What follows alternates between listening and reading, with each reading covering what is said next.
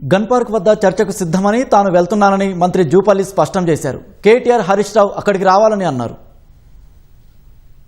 కేటీఆర్ మాట్లాడిన దానిపైన నేను మా ప్రభుత్వం బీఆర్ఎస్ ప్రభుత్వం 10 సంవత్సరాల్లో 3,50,000 కోట్లు అప్పు చేసినామని మాట్లాడిన దానిపైన నేను స్పందించి 3,50,000 కోట్లు కాదు 8 లక్షల కోట్లు మొత్తం కంటే పాత బకాయి చేస్తే సుమారుగా 7,30,000 కోట్లు అప్పు చేసి రుజువు చేస్తే, రుజువు చేయకపోతే నేను రాజీనామా చేస్తాను. నాకు ఇప్పుడే తెలిసింది హరీష్ రావు అమరవీర సుబ్బగారు వస్తున్నాను, నేను కూడా అడిగి వస్తున్నా. నేను గాంధీ భవన్లో 10 నిమిషాలు దరఖాస్తు తీసుకొని నేను కూడా అడిగి వస్తా. హరీష్ రావు, కేటీఆర్, కేసీఆర్ అందరూ అడిగి రాని నేను చూపిస్తా.